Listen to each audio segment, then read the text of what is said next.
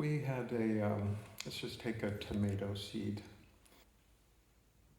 and then it gets put in the ground, and the ground happens to be at a certain time of year that the soil's warm enough that the soil has a certain moisture content, and the seed sprouts. And then the seed's supported by rainfall, supported by temperature of the air, sunlight each day, little organisms in the ground, fungus and everything feeding it nutrients. And the tomato plant grows. And then out of that form it produces a tomato, and we pick the tomato, and we think it's somehow a separate entity. And it appears separate, right? It's picked, it's no longer attached to the tomato plant, appears separate, no doubt, no question. And in that, from an aspect of form, that's true, it is separate. Our mind thinks of it as separate because it's no longer attached to the plant. That's our criteria, right? That's our definition of what's separate and what's not. But in much deeper sense, that tomato is not in any way separate from that whole process. That whole set of conditions, being fruitful for that tomato to come into being. And even after it's picked, even after it's identified as a separate tomato, even then it's still part of the process, right? It's still part of a process where, it begins to ripen, which is our word for an acceptable level of decay. And then it ripens a little more, and it's consumed, fed to bacteria one way or another, decomposes. So there's a certain aspect where it is indeed has a separate existence from a certain viewpoint, from a certain definition, but in a much larger sense, it is just part of an occurrence, a happening, a coming together of conditions that leads to the appearance of a separate existence, but it's not really. It's just really part of a much, much larger process that is actually inseparable from life, right? So we tend to make the same assumptions about us, right, as we did about the tomato. We appear to be separate, and in some sense we indeed are. This form is separate other than that form in appearance. And yet, when we really look at all of the things that needed to come together for this, this particular being or that particular being or that form to come into existence, it's just, there's no end to it.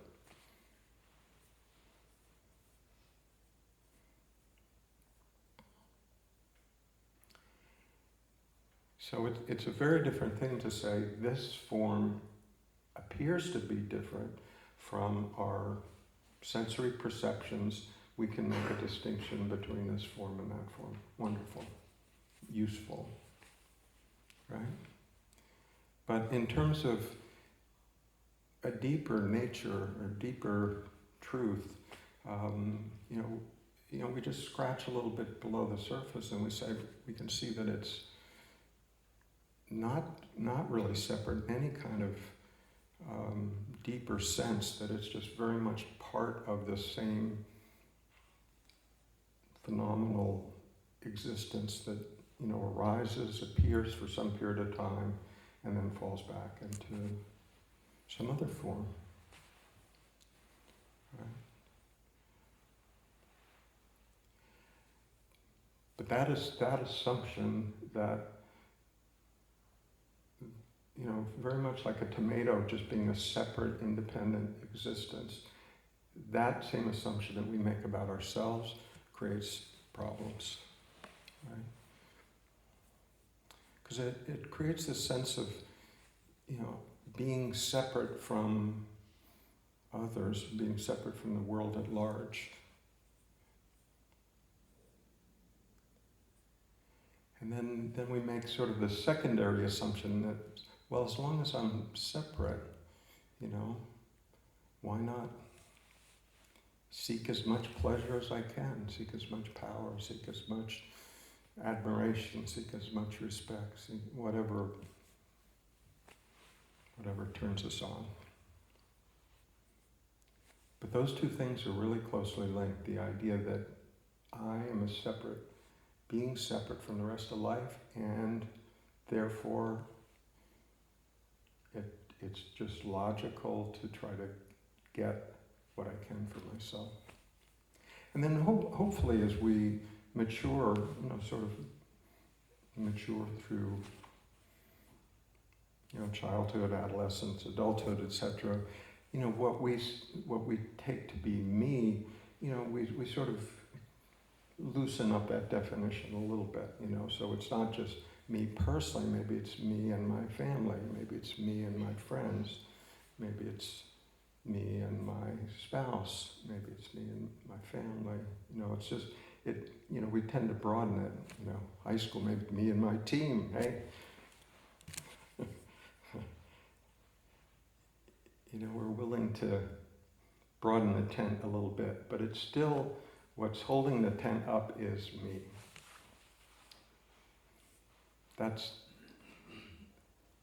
And it's based on this fundamental assumption that what I am is separate.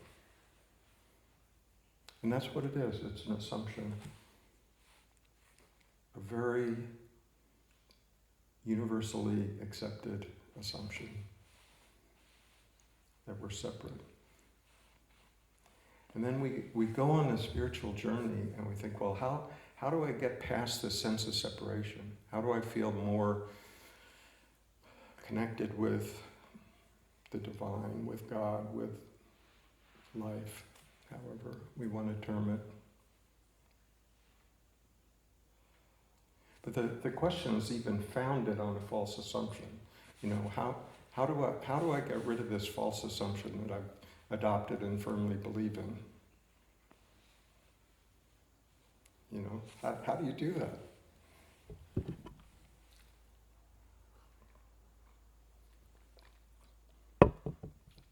So a lot of spiritual practice is really just to loosen up our insistence that that is true. Meditation, if we do it consistently enough, is a way to sort of break down this idea that I am separate and in control. I'm the master of my ship. You meditate for a while, you realize that that's not actually true, right? I mean, you try to control your experience, try to control your thoughts. And if we're really noticing what's happening, we find, there can be moments of peace and quietude and all, but by and large, it's a pretty frustrating experience.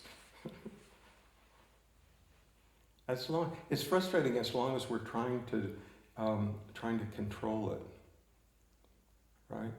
Once we're willing to give that one up, it's actually just fine. It's actually enjoyable. But if we're doing it as something that we have to do in order to attain something that's not present now, it's an endless amount of effort. It has benefit only. Well, I won't say only. It has other benefits as well. Physiological, it's good for your body. There's benefits to it. But one of the ultimate benefits of it is to sort of weaken our insistence that we are in control. That we are the master of our own thoughts. We are the thinker of our own thoughts, that we are the doer of our deeds. Right? So if the belief is, I am the thinker of my thoughts, you got to take credit for all of them. Good, bad, ugly, all of them. I mean, if you're the thinker, and they're happening, I mean, that's the only conclusion possible. You're responsible.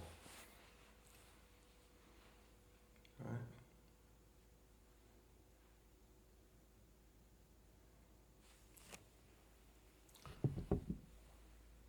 So our solution to that might be, well, I'll just try harder.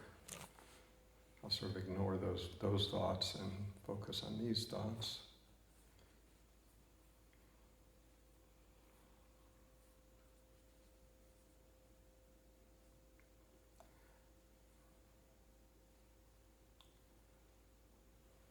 But the other possibility is that I wonder if that's even true. I wonder if these thoughts that are rising in this mental function, I wonder if they're even my thoughts. I mean, if they're my thoughts, where exactly are they being generated from?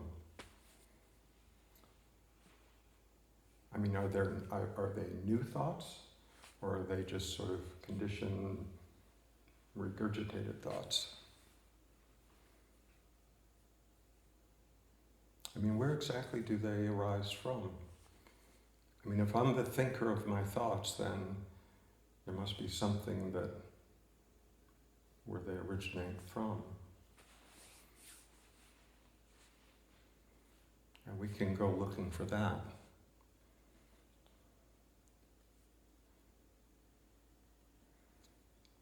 And so it'd be easy to conclude, well, I am the thinker of my thoughts. It's me. It's my thoughts, right? So then that raises the question, well, what exactly is that me? You know, when we say I, what exactly are we pointing to?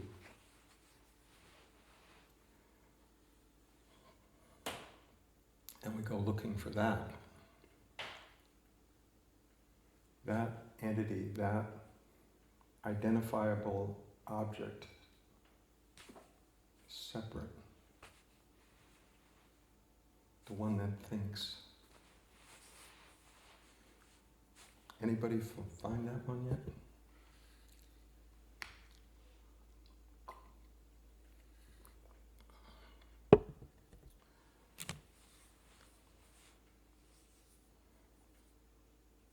So all of these practices in spirituality are really meant to just loosen up our grip on this belief in separate self.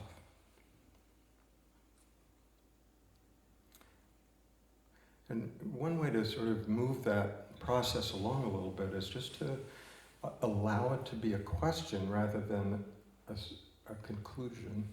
You know, like if I don't actually know with certainty that I am the thinker of my thoughts, that I'm a separate, independent being, separate from the rest of life, if I don't absolutely know that with total certainty, you know, if I was standing before God or self and I said, no, I am absolutely certain I am a separate self, could you say that? And if not, then it allows a little fresh air to come in, like, well, you know, I wonder if it's possible that that's not the ultimate nature of my existence. Just opens the door. You know, it's not to take another belief like, oh, okay, I get it. Now I believe that I am consciousness. That's not helpful. It's actually less than helpful. Because it's just the next belief. It's like really exploring it to to the extent of where we're satisfied, where we're open to whatever possibility exists, and we're willing to see whatever needs to be seen, go to whatever depths we need to go, and that's recognized. That's helpful. Taking it on as another belief is not helpful. So a lot of the spiritual journey is really at the core of it. I mean, there can be a lot of different approaches, right? But at the real core of it is the question of what is this that's living this life?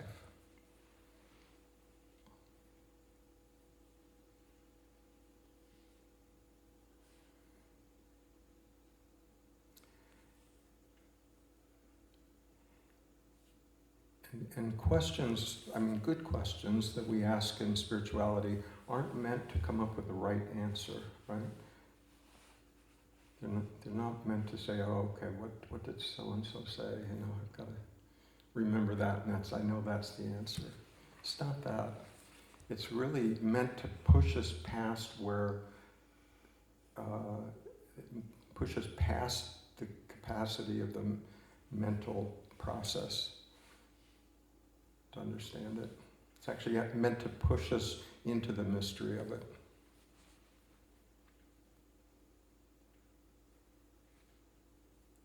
So when we ask questions like, I wonder what I actually am, at my deepest nature, I wonder what that is. What does that evoke?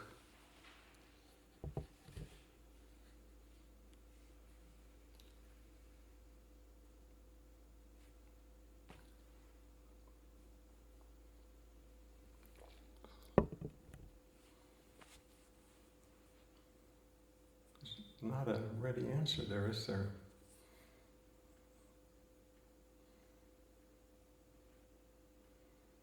So that's just in itself is pretty mysterious.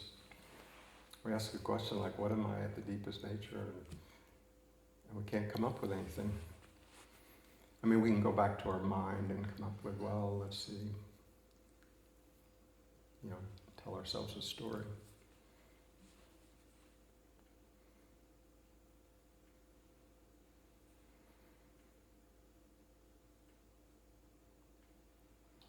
But that's actually the movement. It's the movement past where we can easily identify ourselves as being, this age, this gender, this skill set, this situation, this, however we define ourselves.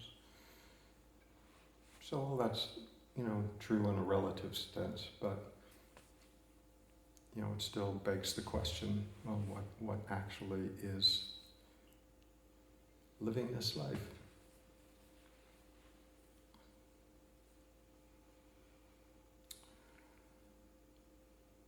So awakening is really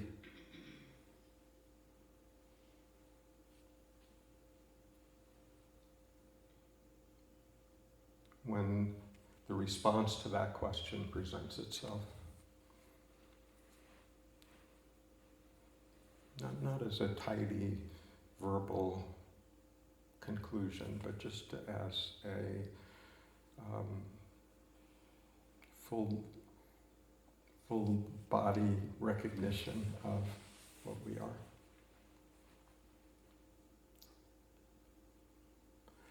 So that's wonderfully liberating, right? Just to recognize, what I am is not limited to this conditioned being. It's something more fundamental, more essential, infinitely more free than that.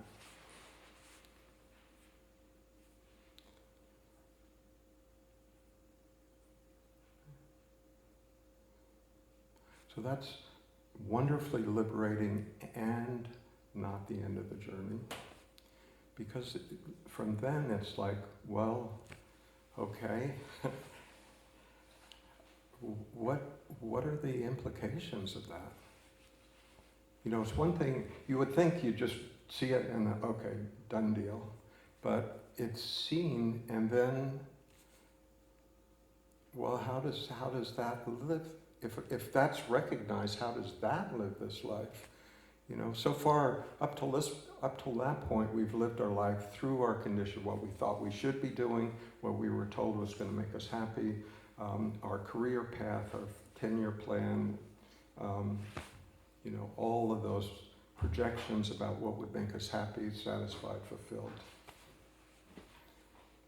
Okay? You realize that what we actually are, I mean, all of that may be true in a certain sense. It's great to have that going well, etc. And if we're fortunate, we come at a point in our lives when we realize, however nice that's been, however fulfilling that's been, there's still a sense of not enough, not ultimately fulfilling. Doesn't quite quench my thirst.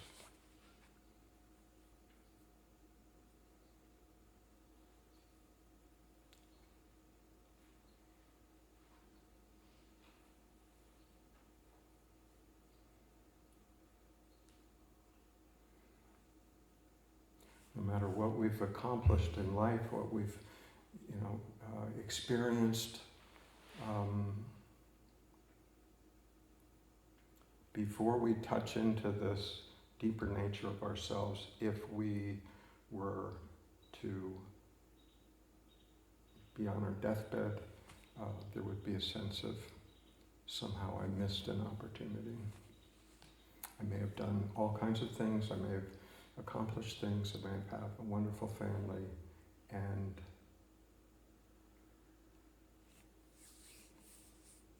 it seemed like there was something more possible.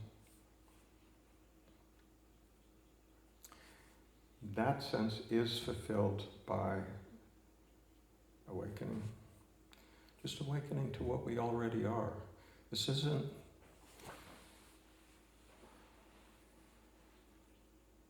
It's helpful to know that it's not an attainment, right? After his enlightenment, Buddha was asked by someone, well, what did you attain by your most wonderful enlightenment? He said, absolutely nothing. Right?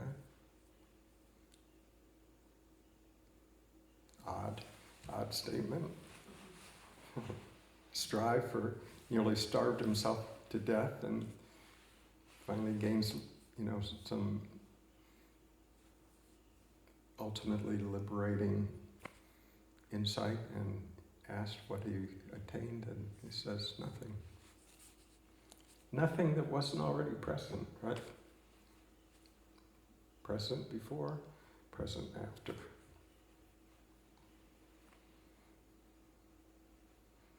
No attainment, no non-attainment.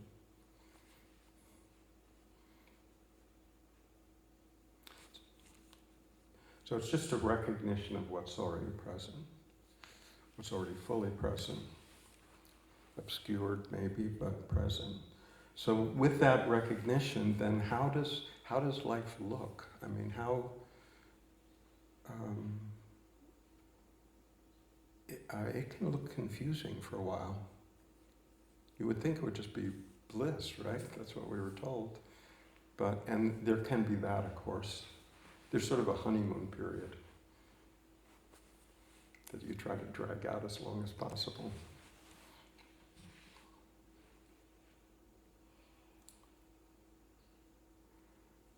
But a lot of times life gets confusing just in terms of one situation, because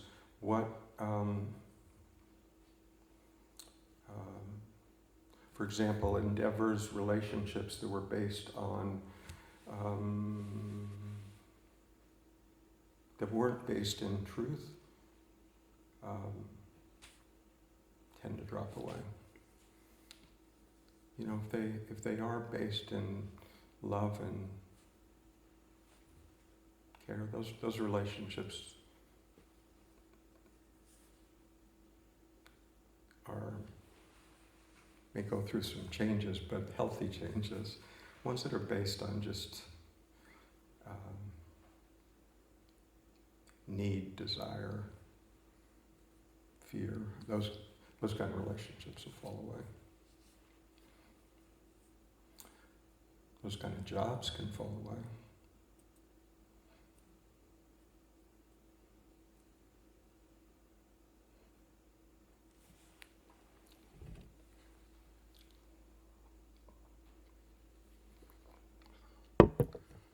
So life on that scale can get a little confusing for a while, because things that what's happening actually is the things that motivated us in the past,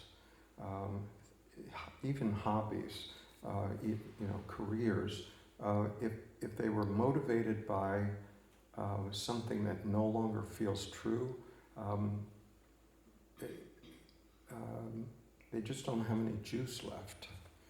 You can try to, go down that road, but it's just, you just realize that there's no real movement in that direction. Depending,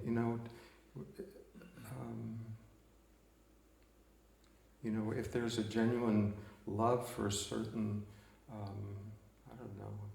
just art or music or science. It doesn't have to be in any particular field or family or whatever, but as long as that is actually where our joy is, then there's no problem.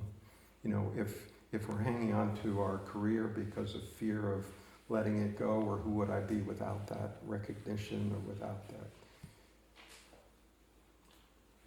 status, those things are at risk. So life on the outside can become a little chaotic, which can be surprising if you don't see that as being a fairly common occurrence. Because wait a minute, I didn't sign up for this. I thought life was just going to get easy.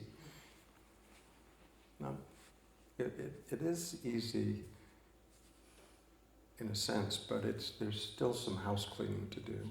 It's really a further emptying out. Like I said last night, the awakening can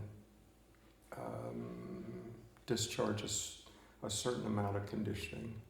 You don't really have a choice on how much. Sometimes a little, sometimes a lot. But there's always some additional house cleaning to do.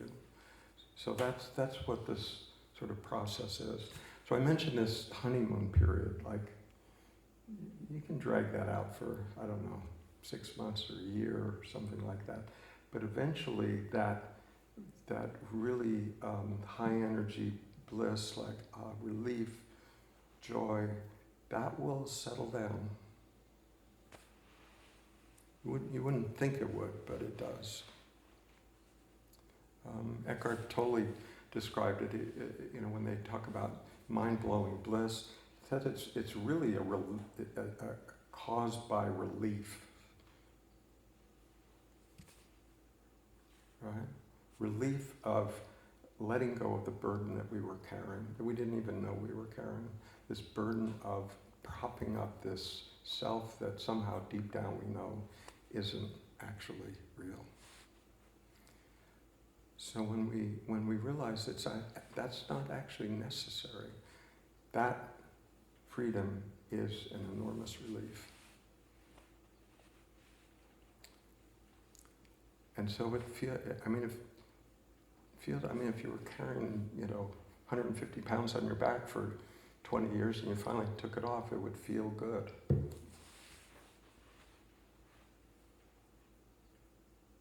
If you've done it for your whole life, it would feel even better. But after a while, as Eckhart Tolle said, after a while, you sort of get used to that. It's just how life is. So it settles down. It's more like contentment than mind-blowing bliss. It's life, how life is. Life should be contented.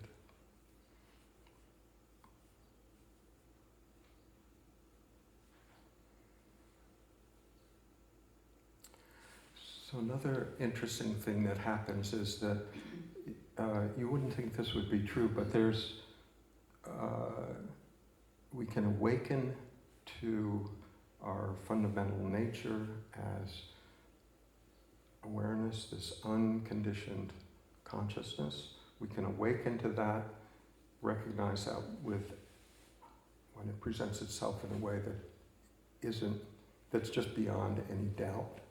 It's known, it's self-proving, I guess you could say. And yet, we can still go back and forth. We can recognize that, and then we can still feel like we're acting as a separate person. And then we can, get quiet and then sense into this more open state, and then back and forth. Sometimes we can do that willingly. Sometimes we get caught here, and then it feels like, we've lost that. What do I have to do to get it back?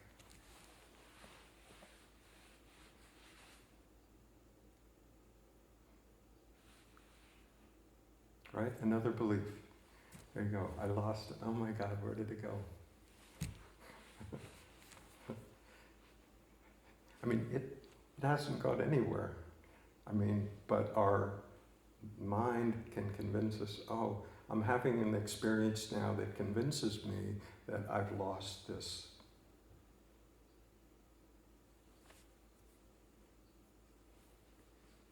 Mind is tricky. But it's only, it'll be tricky, but and we don't have the choice about what it's sort of saying to itself. We don't have a choice about that. But we do have a choice about whether to believe it or not. That's where we can exercise our control. So one of the most useful pieces of advice I got about that period, like right immediately after awakening, was from Adyashanti, and he said, don't be afraid to let it go. Don't try to hang on to it. Which goes against every instinct that you will have, right? I've worked for 20 years. I finally had a breakthrough. I've recognized this. I'm going to hang on to it for dear life. That is the normal instinct. So it's really helpful to know, be willing to let it go. Really let it go. It's not going anywhere. The only thing that wants to hang on to it, me, right? I want to get back into control. I want to be able to hang on to it, have it do what I wanted it to do. Okay? So it can feel like for some time, maybe years, like there's this coming and going. Right? Like sometimes it's expanded, wonderful, sometimes more contracted, sometimes I feel lost, sometimes it opens back up.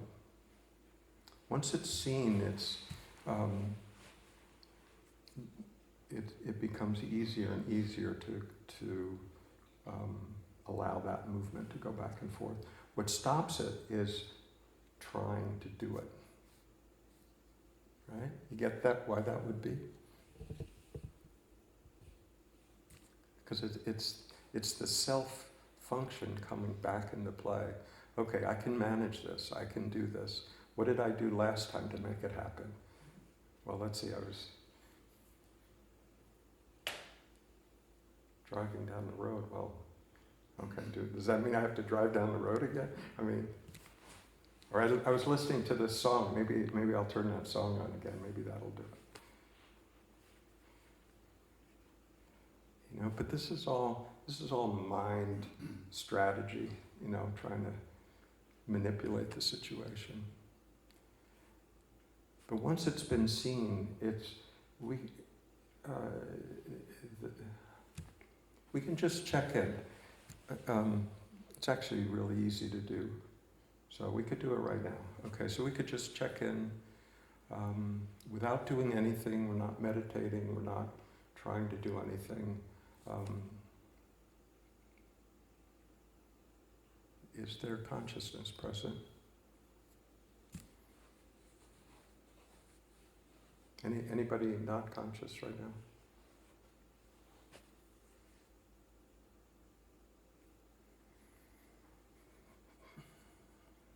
Okay. Uncaused awareness. There may be thoughts happening, right? It's okay.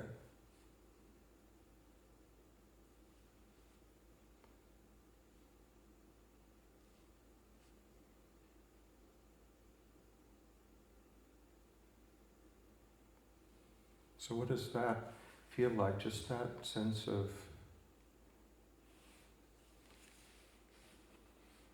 awareness, aliveness. Does it feel confined? Does it feel open?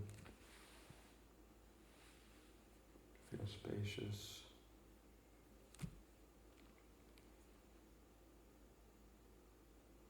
Is there a sense of aliveness to it? Or does it feel dead?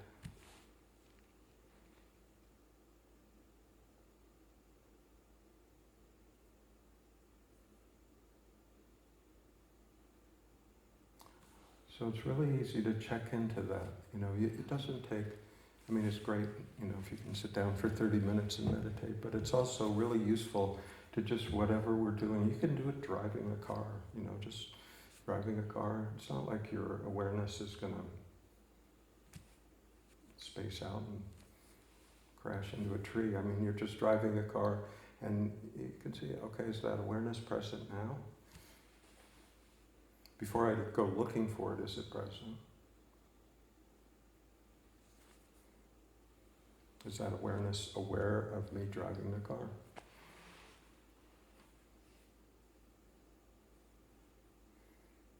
You can still drive the car perfectly fine. Probably actually better. Better than if you're listening to the radio, talking on the cell phone, and drinking your latte,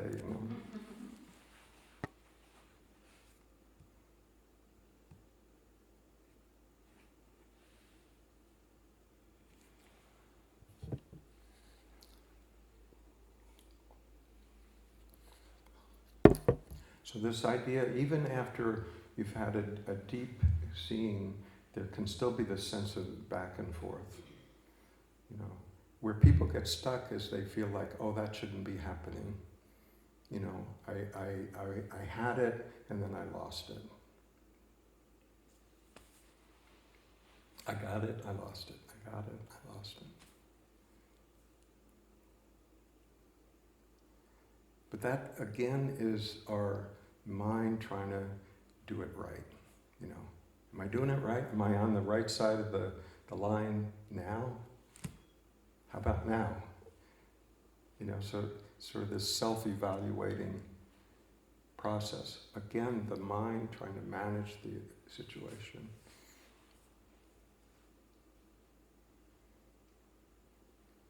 But if we just recognize that it's just awareness doing what it does, sometimes it opens and we sort of step back from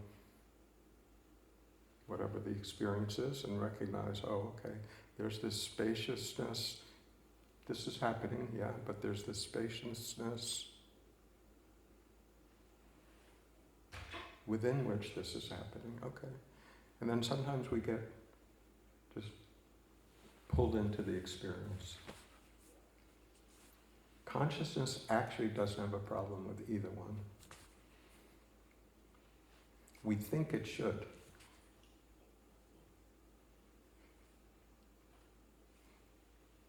But consciousness really isn't being pissed off. It's going, it's not doing that. It's just, it's being,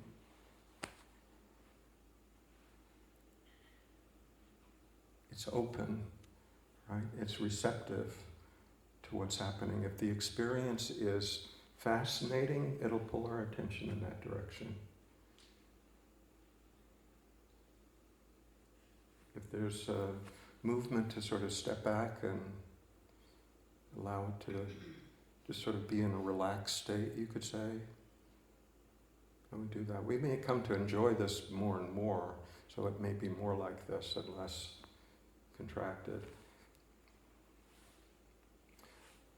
When our identification with the self begins to soften, there's less and less tendency to contract on personal issues, problems, things like that. We may still need to deal with them, but they're not so sticky. Right? So it's not that they go away, but they just, they don't have the same psychological clue that they once had. So this going back and forth is, the important thing there is really to recognize, to allow it to be, to not draw any conclusions by it, like, oh, I've gone wrong, I'm not doing it right. None of that. It will go back and forth for a while. It may not, but in all likelihood it will. And then at some point,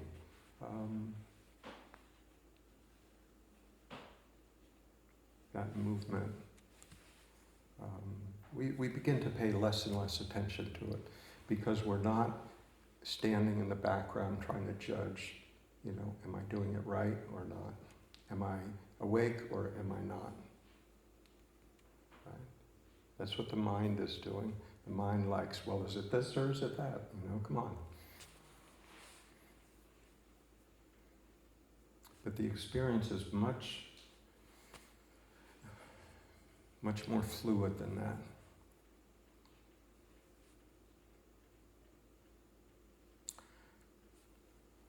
When we first encounter this consciousness, the feeling, the sense of it is that I've encountered my consciousness, right? It feels local, feels personal.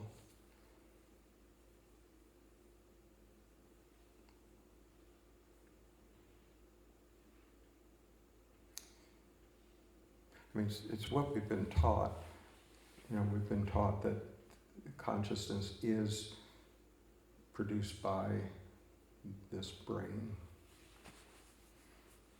By these brain cells produce consciousness. And nobody's actually proven that, but that's the assumption. So it's natural to conclude when we encounter what this consciousness actually is, we can say, well, yeah, it's my consciousness. But what's really happening is consciousness is experiencing our localized experience as experienced through these sensory organisms. So it feels personal that way. But after a while we become willing to ask the question, like, I wonder if that consciousness is my consciousness, or is it just consciousness? Undivided consciousness. And again, there's not, we can't just conclude logically that, oh, okay, I guess that's it. But it's really to sense into that.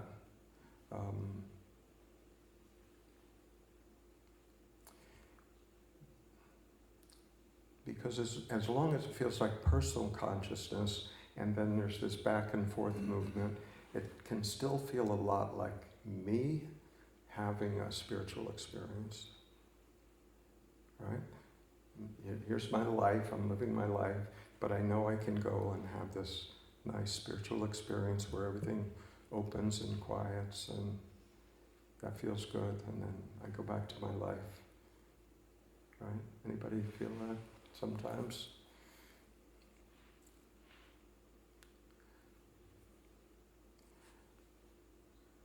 But at some point we begin to question that, like which is more fundamental, and which is more real, which is more truly what I am. And just rest with that. Again, it's not to come up with the right answer. It's just really to rest with the question. And I mean, for me, it wasn't a momentary insight. The insight was there, but the bodily sensation was it was still me, and then there was the experience of consciousness.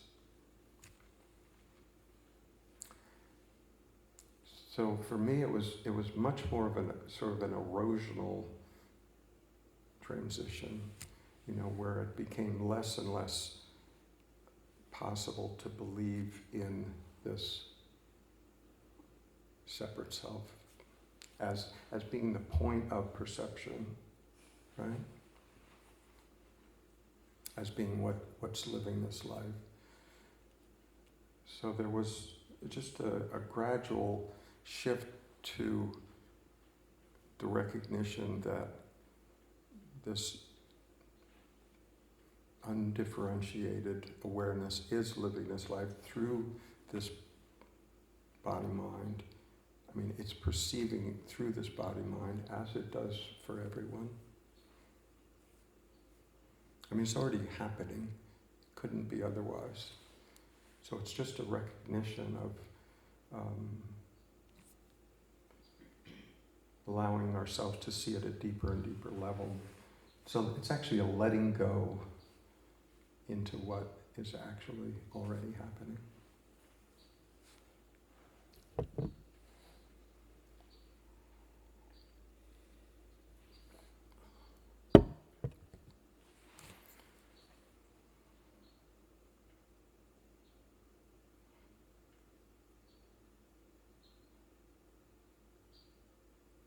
Another tricky area is there can be this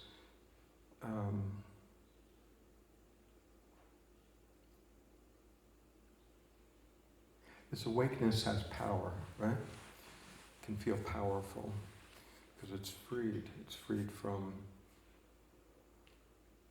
the limitations that we imagined we had. So it can be very tempting to say, well, as long as the power is available, how can I use it?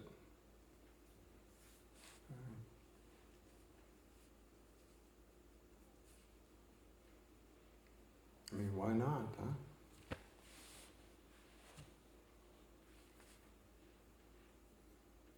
Use it for who?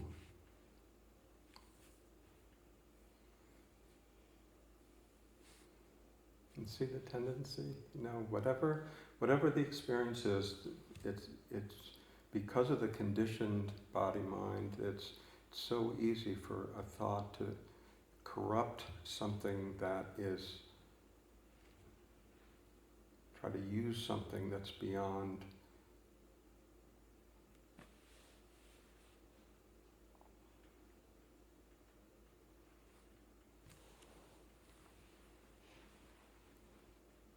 this personal self.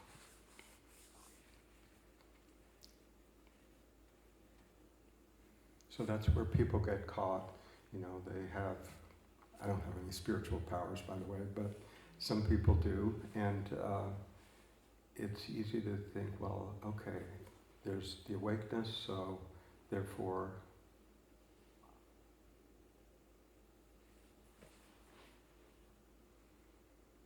it's okay. It's okay to manipulate the situation.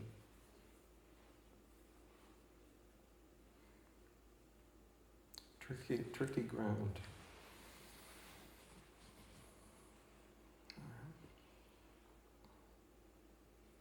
But the real movement is, it's one thing to awake. You could say that's halfway around the circle, to awake to what we really are. The other is coming home to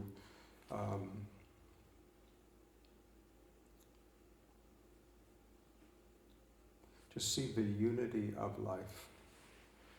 Right? So then the movement is not, the movement is, what's best for this situation, for all concerned. Which is different than what's best for me. And it's not out of, wanting to earn merit. It's not out of wanting to, adhere to the principles of some dogma. It's not for any of those things. It's just out of the recognition that that is what life is about. Because we're not separate. Can't be.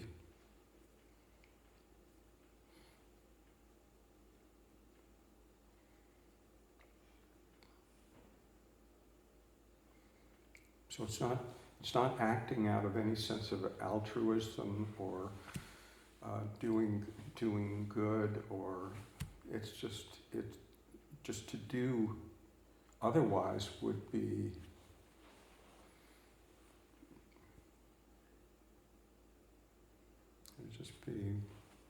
inappropriate.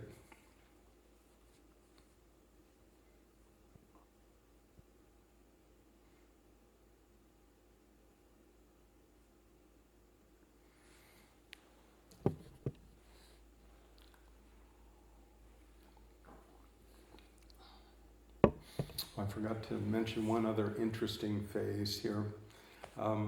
In Zen, they call it winter time of awakening.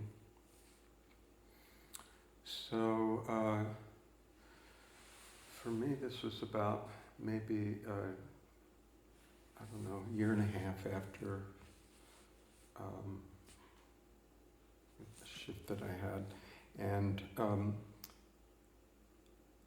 And this winter time of awakening, things feel like they've been stripped away.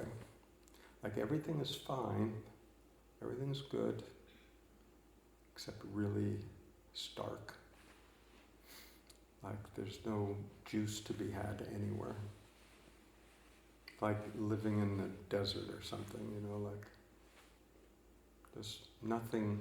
I mean, you go to do something that used to give you joy before, just doesn't do it.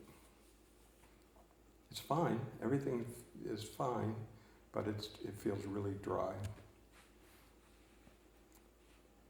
That feels odd too, because there's no apparent way out. You can't do anything. Anything you try to do to sort of, make yourself feel better sort of falls flat.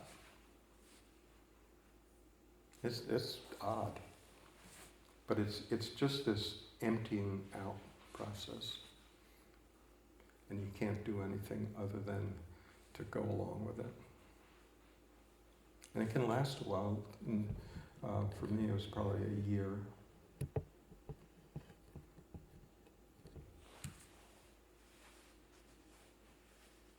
And then something else begins to move. What drops away is all the ways that we motivated ourselves in the past. All the stories that we told ourselves to sort of prop us up, keep us going. All of that is what's getting stripped away.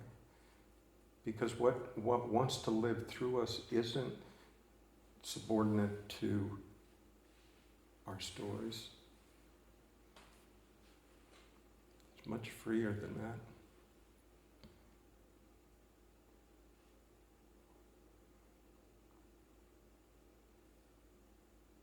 So something else comes in. It's sort of subtle at first. It may feel like a little breeze, fresh breeze,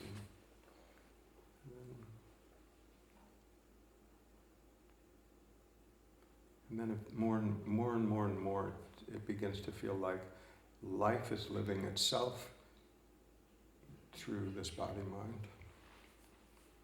In surprising ways sometimes.